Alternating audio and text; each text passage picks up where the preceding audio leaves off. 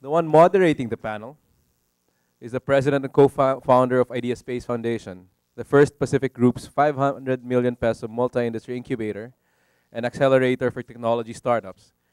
He is concurrently the head of corporate development at Smart. Prior to his move to Asia, he was a business incubation manager at Cisco, Emerging Technologies Group at the Silicon Valley Global Headquarters. He also was a senior systems engineer at Raytheon Space and Airborne Systems, where he worked in classified R&D projects for the U.S. Defense Department. Oh, hindi ko alam to, pare. Classified. Okay, I'll shut up. Come here na. I won't read na. Now, in addition to his corporate roles, he had worked at billion-dollar VC firms, Investor Growth Capital Menlo Park, and H&Q Asia Pacific Manila. Earl obtained a Bachelor of Science degree in Electrical Engineering, summa cum laude, from Boston University, a Master's in Systems Engineering from Cornell, and an MBA from Stanford. Wow. He was selected as the youngest new face of engineering, which highlighted the 15 most promising engineers under 30 across the USA. Ladies and gentlemen, Earl Martin Valencia, President of Ideaspace Foundation. Our panelists, first panelist is Erik Garayblas. He's the CEO of Kuyi Mobile, creator of Streetfood, Tycoon. Erik is a game designer and founder of Kuyi Mobile, a game development company based in Manila. He has been developing games for over 12 years and created a number of award-winning and successful titles, including Streetfood Tycoon, which has received millions of downloads worldwide. Entrepreneur by heart, loves watching movies, traveling, reading, and considers his best skill is babysitting. All right, this is Erik for you.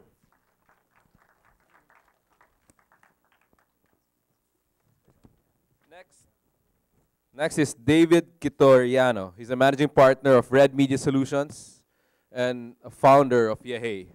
David has over 17 years experience in the tech startup scene, a Philippine internet pioneer, founder of Yehey.com. He is a programmer by trade and is passionate about user experience and product design, UX. Currently, he's the head of Red Media Digital, an interactive agency, doing mobile applications, Orange Fix, a boutique product design studio, East West Ventures, a startup IT business process outsourcing company. He is also a part-time faculty at LaSalle College of St. Benilde under the School of Management and IT. When offline, he loves the outdoors, going trekking and biking. He is also a not a babysitter, a frustrated gardener. All right, ladies and gentlemen, David. Next is Michael Padua, Mitch Padua. He's the head of Internet Products at Smart. He is currently the VP and head for Internet Services, responsible for executing Smart's Internet product strategy and vision, going beyond connecting voices to bring people together with innovative digital services. He was primarily responsible for launching the SmartNet platform on Smart. He's a co-inventor of the Safe Browse patent, which allows for user-triggered differentiated charging on IP-based services over a mobile data network on Smart devices. Prior to joining Smart, Mitch was based in Singapore as the regional product lead, handling media and community products for Yahoo, managing key online properties covering answers, news, sports, finance, games, and entertainment for Southeast Asia. He's an avid gamer. He also worked for ABS-CBN Multimedia before, an online gaming company, as a GM for 4 years when he launched 5 online games. In his spare time, you'll find him working with startups. He co-founded, and he likes traveling around the world, my friend, the jet setter. And less than a year ago, he was asking about bikes. Now he's heavily into biking. So, Mr. Mitch Padua. Good. So, thanks so much for the introductions. I just will give you some context before we start the panel. Who here was in the last IMAP conference about 3-4 months ago, right? So some of you were here. MVP was one of the keynotes, and he challenged us, right, with one question: can the Philippines produce the next Google or Instagram? I don't know if you remember that, but that's one of these challenges for us during the IMAP and also for the country at the time. So from that point on, actually, we launched Ideaspace competition, which is basically finding the top 10 best science and technology ideas here in the Philippines, right? And then each of the 10, actually January 7th is the deadline, will receive initially ₱500,000, incubations for 6 months worth 2 million, and then up to 5 million additional capital after, right? So hopefully, maybe one of your readers would be interested to join the competition because we are serious about figuring out how to build our own technology ecosystem.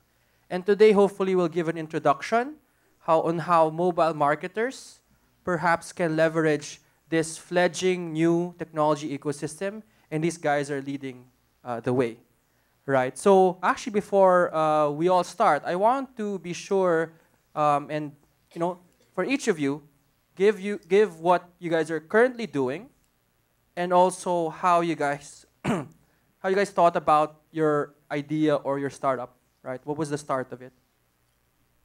I guess we start with Erik, and I guess Rovio, you should take a look at this this application. Very, very hot, right? Are they still the #1 strategy game or in iOS? I think not anymore. But for a time, yes. Yes. Hi, I'm Erik, and I'm a game designer, developer, and founder of the company Kuyi Mobile, the company behind Streetfood, Tycoon, and a number of other titles.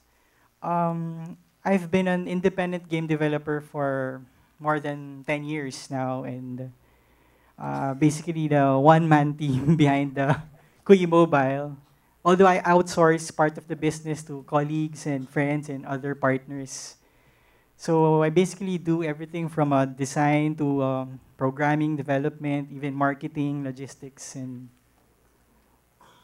yeah, that's it.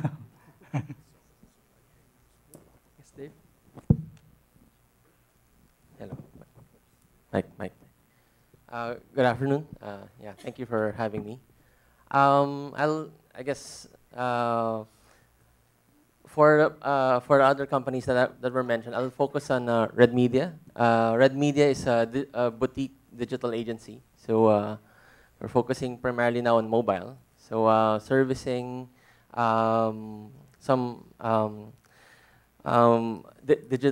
digital campaigns, as was demonstrated earlier, for local and some of the other agencies that we're also servicing. So primarily, that's what we have. We're currently doing now.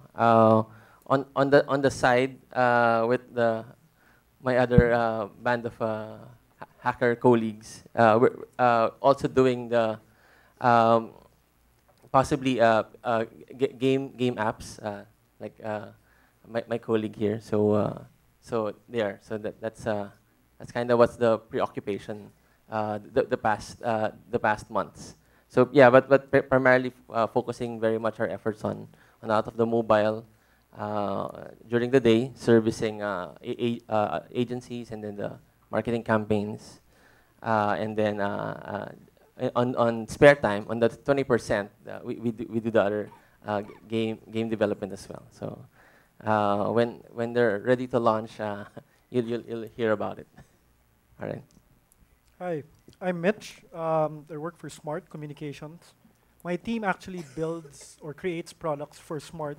We're looking at sort of creating things like second screens.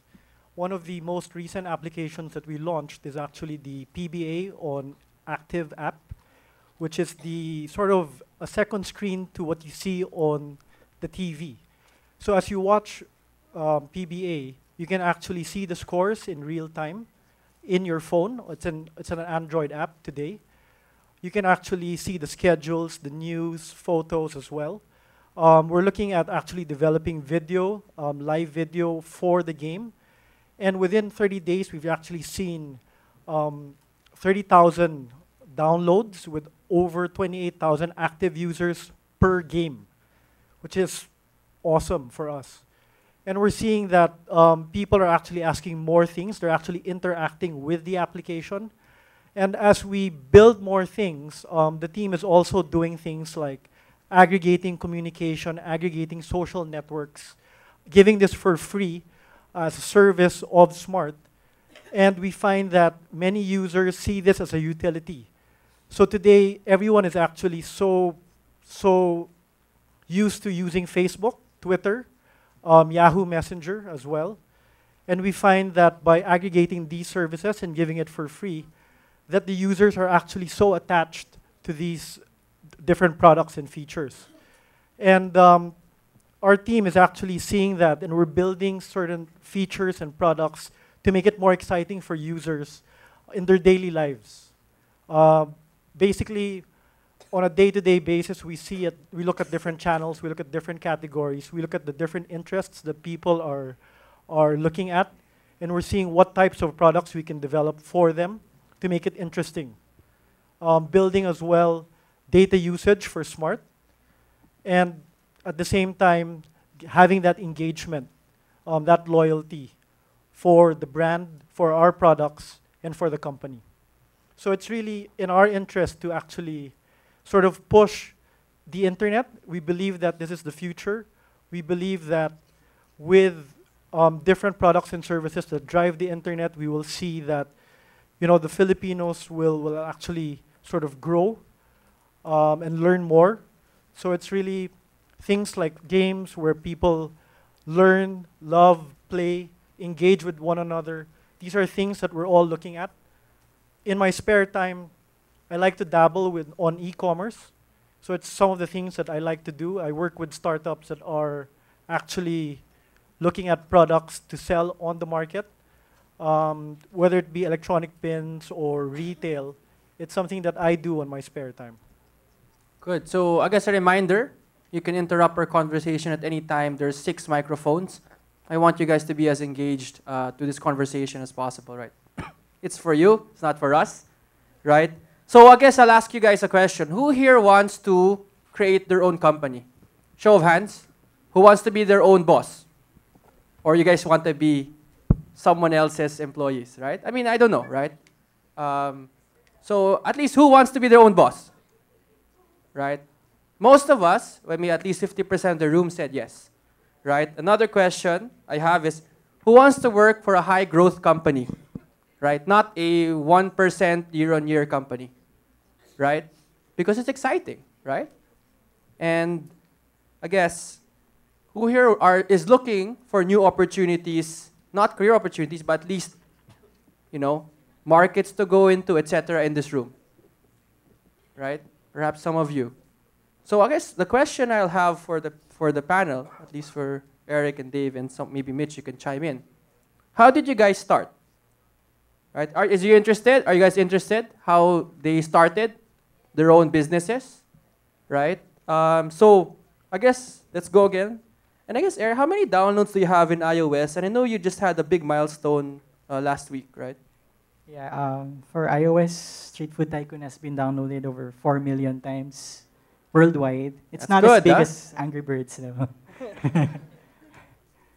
And just last week, I launched the Android version as well. So, anyways, I actually started this as a hobby. Like Mitch, I also have a passion for gaming. And it started with that. And one thing that really helped in putting up the business is that I started out as a cartoonist. So I used to draw for comic books and newspapers. Then I got interested into programming and eventually went into game programming. Then a couple of years back, I started my first game development company. And I built about several dozen games. And then eventually, I had to close down the company because I got tied up so much with a specific platform. And then when that platform died, the company went with it. And then 3 years ago, when the iPhone launched, I put up a new company, and this is Kuyi Mobile, and decided to focus on iPhone, especially when they first launched the App Store. And since then, I've made about 7 different games. Streetfood Tycoon is actually my 7th game. And just this year, I guess I got lucky and it got so popular here, especially in our country. That's it. Dave, Remember those ideas that you have in the middle of the night? Idea, big break, or startup idea. My advice to you is just in the next morning, just do it, just start it, and that's practically how you start it. Now, I guess fearless on, people would tell you it won't work, the market's too small, or you just start it basically, and from then on you'll start learning,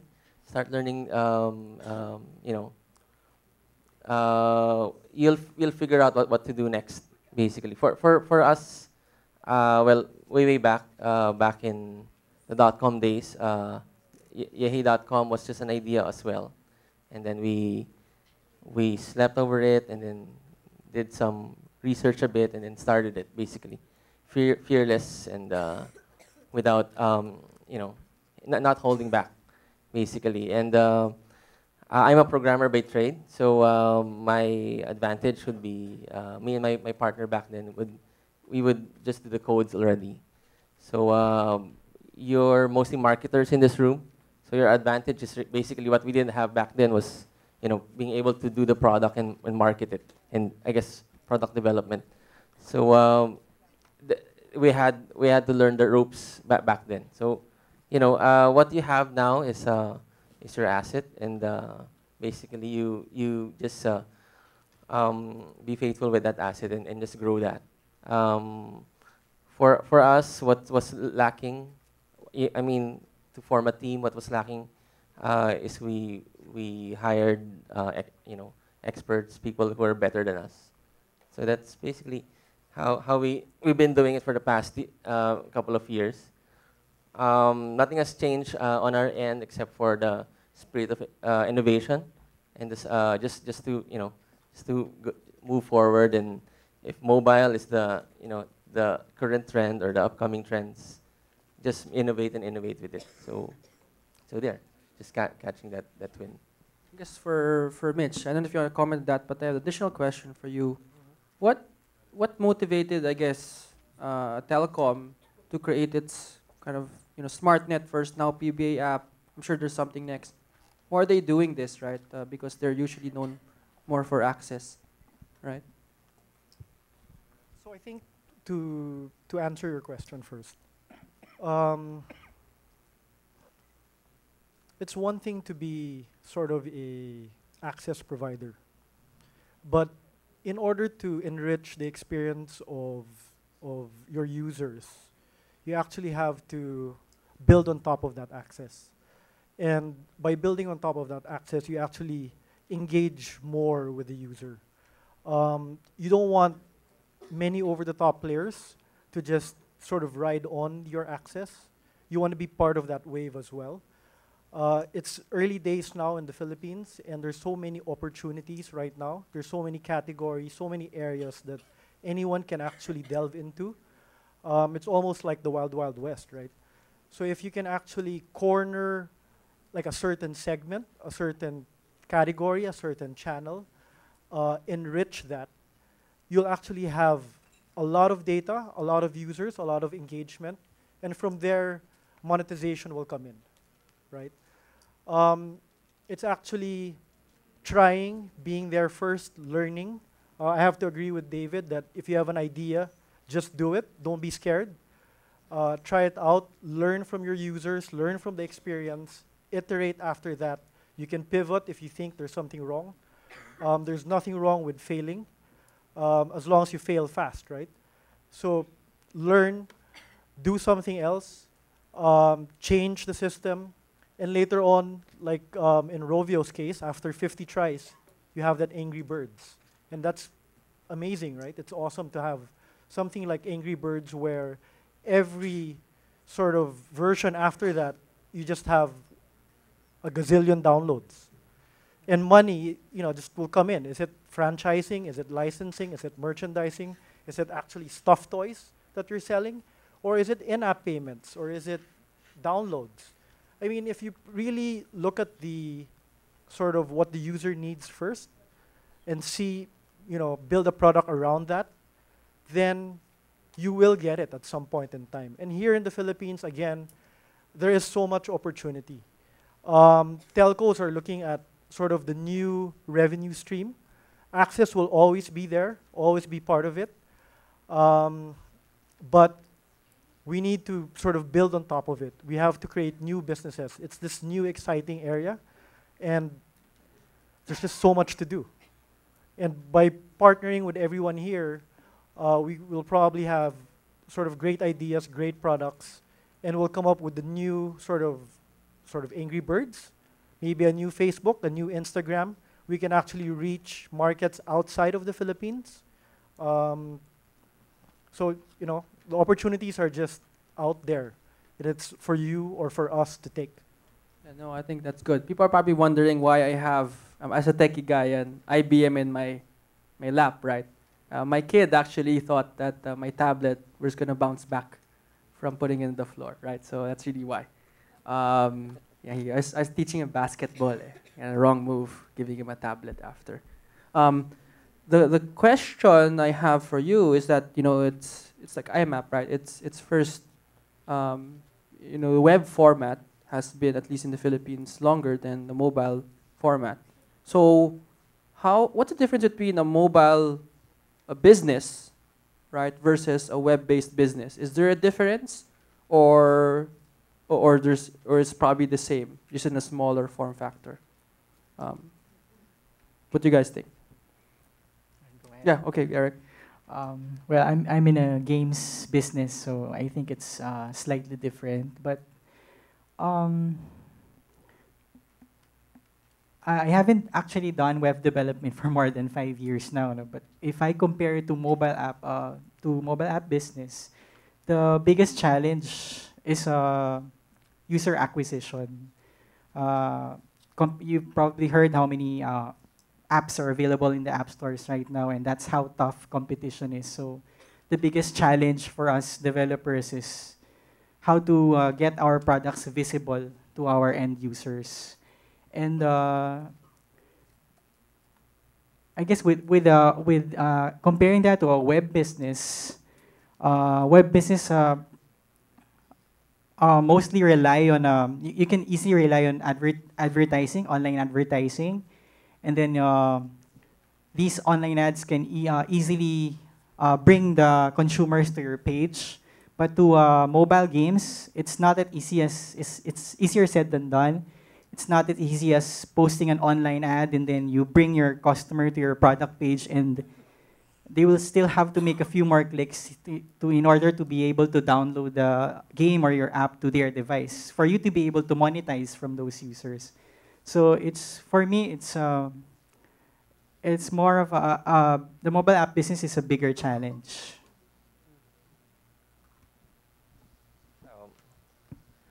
From a I guess from a technology point of view, this too, mobile and the web's really just, you know, going mashed up together. There are a lot of apps that basically won't function, you know, at the optimum if you don't have, you know, that connection to the web or the web service or a web backend. So just, you know, just to mention that basically back then everyone was saying that, you know, move to web-based and then cloud-based, you know, apps being virtualized, and then basically now the move is the apps are always on and you know, just ready to notify if, you know, if you're if it's ready to call your attention basically. So in my circle we say that it's just like going full circle again. But basically the apps are functioning as like a client, again, client and server, client and back to the cloud. From a business standpoint, I've been doing web all my life basically. So mobile is really a different ball game for me. So the past year and a half was really a paradigm shift basically. So I wouldn't say it's harder. I wouldn't say it's difficult, but it needs another way of approaching it and another way of thinking through the problems. the way people access the data, the user experience is very different. The way that you engage your users. So unlike normally when you promote your web property, you say visit, www, and then your website. Now you'd say that we're available on the App Store, and you can you can visit this site and or like us on Facebook and things like that. No? So I guess from our experience, it's there's a lot of points of engagement. Again, I won't say it's necessarily harder, but the attention for each one and then the experience is really unique for each one. So so if you have aspirations for doing a mobile business, basically you have to take note of these aspects, basically, as our previous speakers would also mention. How to promote it, how to market basically your apps and your even the mobile websites. So there. So also from I failed to mention, from a technology point of view, you have to we've been seeing an increase. I'm speaking for local with local data. We've seen an increase even as far as a year or 2 years ago. Our people accessing our sites through our web properties through their mobile devices is increasing quite rapidly. And that's from a technology point of view, as I mentioned, we have to address that. They can't squint on tiny letters or the tiny content. You have to adapt to, as we call it in the industry, the RWD, or responsive web design and things like that. So short of having an app, you have to be more accessible, I guess, on this platform. So it's just again, I don't want to discourage anyone. It's not harder. It's just there are a lot of points of engagement really that you have to mind and have to tend, basically. So okay, any questions from the audience? Right, I know it's a little late, so I definitely. So I guess we'll go on to the last two questions. And go ahead, Mitch. So I think for that question, mobile actually poses a lot of opportunities for me, the way I see it. Unlike comparing it to a PC, a mobile device is always with you. It's always on. You have, I think one of the speakers actually mentioned a while ago that even while you're watching TV, you have the mobile device with you, either a tablet or your phone. You can actually use that to interact with things on the TV. When you're walking around in a mall, your mobile device is also with you. You can use that, or brands can use that, to actually interact with you. So all these things pose or come around as opportunities for developers, for sort of brands to come in and sort of interact with the user. So it's a very personal device. Mobile devices are, I mean, we sleep with it. We actually have it in our pockets 24/7. And it can sort of alert you. It can tell you what's around you. It's location aware. It can actually talk to you if you let it. And I've seen that happen.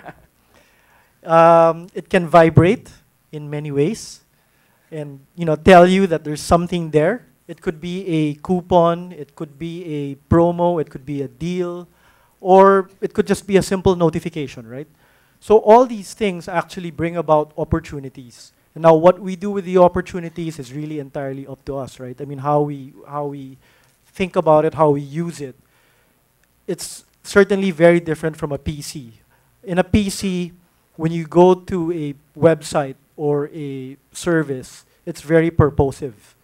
As opposed to in the mobile device, it's something that sometimes it just jumps at you and you use it, right? You use the product. It could be because you're around McDonald's and suddenly a coupon comes out, right? Or at the point of purchase, you actually use it to pay. So there's many ways that we can use a mobile device, and I hope we find many applications that will take advantage of this. Okay. No question. So, one of my last two questions. One is, if you were to start a company today, a mobile company, what would that company be and why? Yeah, go. I guess I would still stick with games because I've been doing this for the past decade already, and this has been my forte.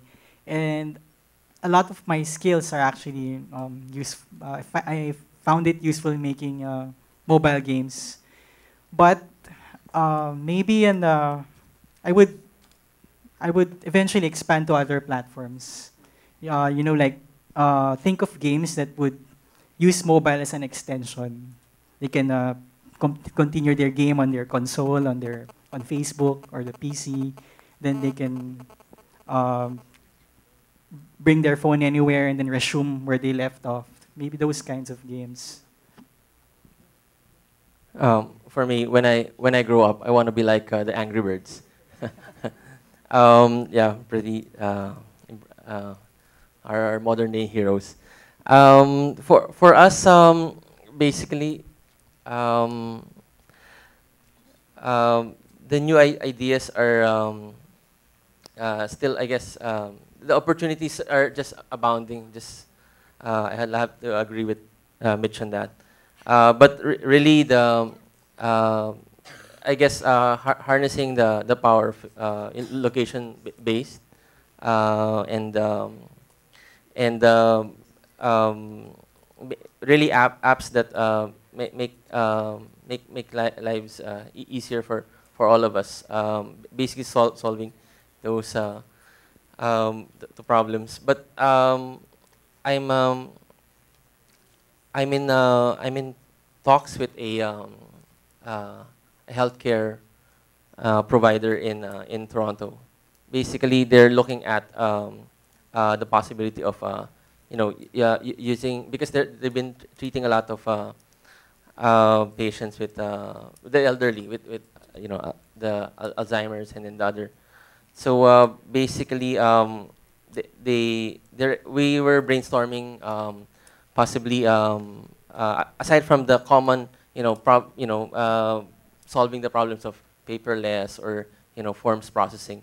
Because we were saying that with certain devices we can probably attach it to their what the elderly use to monitor to safeguard them from falls or alert them during the meals or I think part of their medications and things like that. So these are interesting apps that I guess will go beyond the usual that we see on the App Store, casual gaming or corporate apps, but really, I guess, transcending entertainment and really, just making apps that's going to be useful or even if even life-saving if you may. So I guess that's it. I'm more keen on healthcare. No, that's a good one. Well, on my end, personal passion is gaming. Unfortunately, I can't build games, so I'll have to actually invest with Erik if you allow me to. But on a sort of personal side, I still believe in e-commerce, and I think that sort of there's a lot of potential for e-commerce and being able to actually reach millions of people on mobile devices and just being sort of like, a mom and pop seller. That, for me, is a possibility today. Also, with telco's help and operator billing, it becomes very easy to actually get payments from people who are unbanked today. So with a combination of both the mobile devices and the telco's sort of capability to actually put payment into it, I think those two will actually build a sustainable business in the long run. Okay, and for my last question, what is the one lesson you want to impart to those on the fence of actually trying to start a business right now? but still maybe in their, corporations? What's that one nugget? Each of you, before we close the panel. So, well, yeah, leave or just do it, right? I mean, there's always, always, always time for everything, right? So if you really believe in it, you can always make time for it on the side. Later on, if it goes big, then you can leave. That's one thing. Or if it takes too much of your time and you really believe in it, then you go to Ideaspace, right? And Ideaspace will fund you.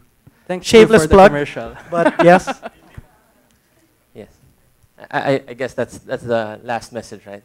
Ideaspace. But my tip is 6 months that you go without salary, just have something to tide you over and just do your idea, basically. If you can't afford that at this point, take 20% of your time, basically just invest it on your startup or your startup idea. So that's it. And Erik, last note. Siguro to make you feel better, no, you have to understand that there's such a thing as calculated risks. So you can calculate how much you're going to spend, you're going to burn, you're going to sacrifice. If you're able to do that, it will be easier for you to, leave and start your own. Good. I guess thanks so much for the panel. We learned a lot. Thank you. Thanks for us for listening.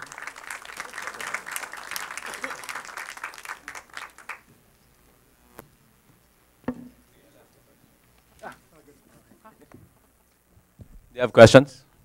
Wala na daw. I have a question.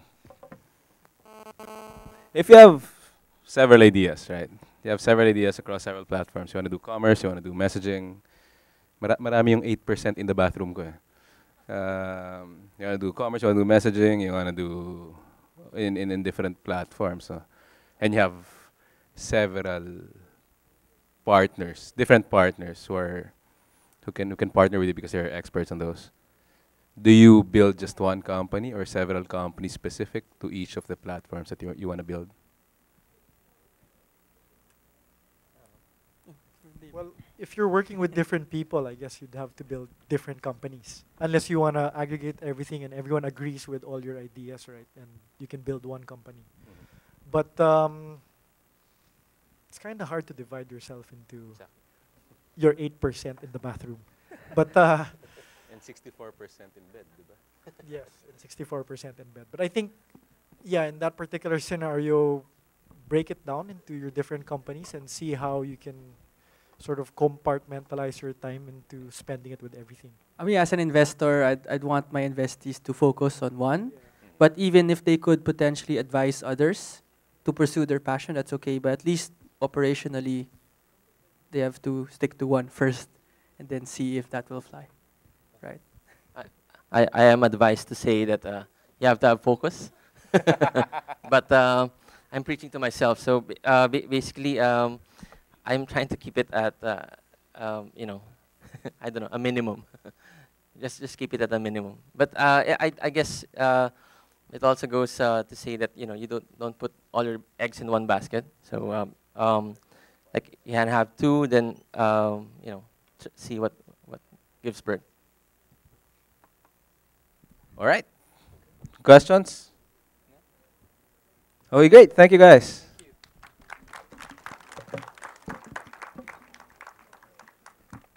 Hey, buddy. Thanks.